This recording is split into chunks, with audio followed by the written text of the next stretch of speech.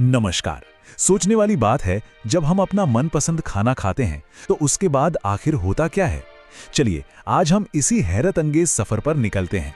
एक ऐसा सफर जो हमारा खाना हमारे ही जिस्म के अंदर तय करता है। सवाल तो बड़ा सीधा सा लगता है ना? पर इसका जवाब एक ऐसी गजब की कॉम्प्लेक्स प्रोसेस को सामने लाता है कि कैसे हमारा शरीर, मानिए एक सिंपल से सैंडविच को उस एनर्जी में बदल देता है जिससे हमारा पूरा दिन चलता है। तो इस एडवेंचर की शुरुआत कहां से होती है? बिल्कुल सही, मुंह से। यहीं पर डाइजेशन के सबसे पहले और कह सकते हैं सबसे जरूरी कदम उठाए जाते हैं। ओके, तो सबसे पहला काम है मैकेनिकल, यानी चबाने का काम। हमारे दांत ना एक पावरफुल ग्राइंडर की तरह काम करते हैं।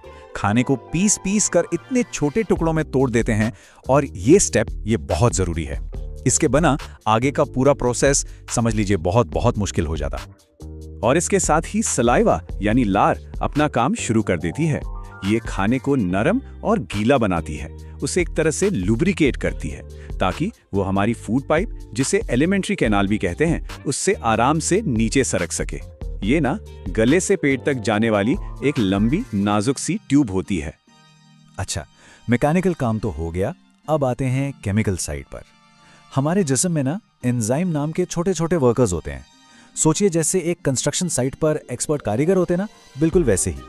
हर एंजाइम का एक खास काम होता है, खाने के बड़े बड़े मॉलिक्यूल्स को तोड़कर छोटा करना। और पता है सबसे दिलचस्प बात क्या है? केमिकल डाइजेशन कहीं और नहीं बल्कि यहीं मुंह में ही शुरू हो जाता है। सही सुना आपने। हमारी लार में एमिलेज नाम का एक एंजाइम होता है जो ब्रेड या आलू जैसी चीजों में जो स्टार्च होता है ना, उसे तोड़ना शुरू कर देता है। हाँ, प्रोटीन्स और फैट्स को उन्हें अभी थोड़ा वेट करना पड़ेगा। इसके बाद खाना निकलता है एक रोलर कोस्टर राइड पर। यह फूड पाइप से नीचे की तरफ जाता है और इसे धक्का कौन देता है? एक मस्कुलर वेव, जिसे कहते हैं पेरिस्टालसिस। इसको ऐसे समझिए जैसे आप किसी टूथपेस्ट ट्यूब को नीचे से दबाकर पेस्ट आगे बढ़ाते हैं, बिल्कुल वैसा ही, सीधा पेट की तरफ। और यहां पहुंचते ही माहौल एकदम बदल जाता है। सोच के देखिए, मुंह के न्यूट्रल एनवायरनमेंट से निकलकर खाना अब एक हाईली एसिडिक यानी तेजाबी माहौल में आ चुका है। और यही सेटिंग पेट के आगे के अनोखे काम के लिए स्टेज तैयार करती है। अब देखिए, पेट एक मल्टीटास्किंग चैंपियन है। इसके 3 बड़े काम हैं। नंबर 1, हाइड्रोक्लोरिक एसिड से खाने में आए किसी भी हार्मफुल बैक्टीरिया को खत्म करना।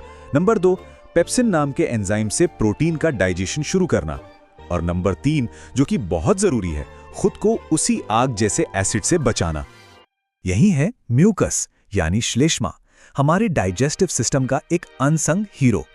ये ना एक प्रोटेक्टिव शील्ड बना देता है, एक सुरक्षा कवच जो पेट की दीवारों को उस पावरफुल एसिड से बचाता है। और हम बात कर रहे हैं एक ऐसे एसिड की जो लोहे तक को गला सकता है। कमाल है ना? तो पेट के बाद अब पार्शियली डाइजेस्ट हो चुका खाना अपने सफर के सबसे लंबे हिस्से में एंटर करता है, और वो है छोटी आंत यानी स्मॉल इंटेस्टाइन। लेकिन ठहरिए, यहां एक प्रॉब्लम है। पेट के एसिड ने अपना काम तो कर दिया, पर अब वो एसिड छोटी आंत के लिए ठीक नहीं है। वहां के एंजाइम्स इस एसिडिक माहौल में काम ही नहीं कर सकते। तो अब क्या? अब बॉडी को बुलानी पड़ती है अपनी स्पेशल फोर्सेस, और रेस्क्यू के लिए आगे आते हैं 2 दोस्त, लिवर और पैंक्रियाज। ये जो एनोलॉजी है ना, बाइल साबुन की तरह काम करता है। ये इमल्सिफिकेशन प्रोसेस को बिल्कुल आसान बना देती है। लिवर से निकलने वाला बाइल जूस फैट यानी वसा के बड़े बड़े गोलों को ठीक वैसे ही तोड़ देता है जैसे साबुन तेल को तोड़ता है, छोटी छोटी बूंदों में। इससे एंजाइम्स के लिए इन पर अटैक करना बहुत आसान हो जाता है। और पैंक्रियास, वो तो एक एंजाइम पावर हाउस है। ये एक पूरी स्पेशल टीम भेजता है जो तीनों तरह के फूड को टारगेट करती है। कार्बोहाइड्रेट्स के लिए वही पुराना दोस्त एमाइलेज, प्रोटीन्स के लिए ट्रिप्सिन, और अब उन छोटे छोटे फैट के टुकड़ों के लिए लाइपेज। मतलब फुल प्रूफ प्लान है कि कुछ भी बचकर ना जा पाए। और ये है इस पूरे सफर का क्लाइमैक्स।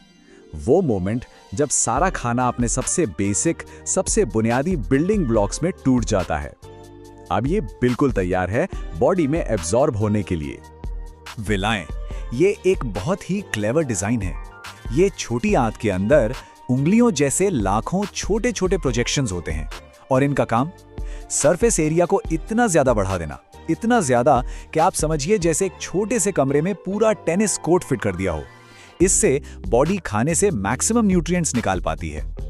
चलिए अब इस सफर के आखिरी पड़ाव की तरफ बढ़ते हैं। जो भी मटेरियल पच नहीं सका, अब वो जाता है बड़ी आंत यानी लार्ज इंटेस्टाइन की तरफ। अक्सर लोगों को लगता है कि यहाँ भी डाइजेशन होता है, पर ऐसा नहीं है। बड़ी आंत का मेन काम डाइजेशन है ही नहीं, उसका सबसे जरूरी काम है पानी को रिसाइकिल करना। जो भी बचा हुआ मटेरियल है उससे एक्स्ट्रा पानी को सोख कर हमारे शरीर को हाइड्रेटेड रखना। और आखिर में जो कुछ भी बॉडी के काम का नहीं है उसे वेस्ट मटेरियल के रूप में बाहर निकाल दिया जाता है। यही है इस शानदार सफर का आखिरी स्टेप। तो एक पूरा मील बदल जाता है प्योर एनर्जी और सेलुलर बिल्डिंग ब्लॉक्स में, और ये सब कुछ ही घंटों के अंदर हो जाता है। तो अब जब भी भोजन करें तो उस कमाल के ट्रांसफॉर्मेशन के बारे में जरूर सोचिए जो अंदर ही अंदर चल रहा है। वही खाना एनर्जी बन रहा है जिससे हम दौड़ते हैं, सोचते हैं और बढ़ते हैं। सच में एक अद्भुत प्रक्रिया है ये। सोचने वाली बात है, ये पूरी कॉम्प्लेक्स फैक्ट्री हमारे बिना एक बार भी सोचे 24 घंटे साथ चलती रहती है। आखिर ऐसी और कौन सी ऑटोमेटिक सिस्टम्स हैं जो इस वक्त हमें जिंदा रखे हुए हैं? हमारा शरीर ऐसे न जाने कितने चमत्कारों से भरा है जो चुपचाप अपना काम करते रहते हैं।